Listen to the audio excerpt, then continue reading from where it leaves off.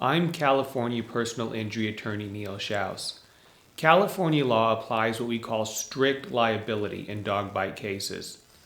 This means that when a dog bites somebody, the owner is liable to pay damages, even if the dog never bit anyone before, and even if the owner did nothing wrong.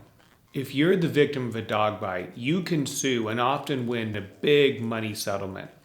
But there are 4 situations where you are unlikely to win a dog bite lawsuit. The first is if you were trespassing on someone's private property when you got bit.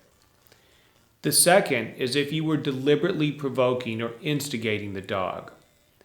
The third is if you were wrongfully attacking the owner and the dog acted in the owner's legitimate self-defense. And the fourth is if you were bitten by a police or military dog that was being used appropriately by the agency. If you got injured by somebody else's dog here in California, call us at Shouse Law Group at 855-JUSTICE.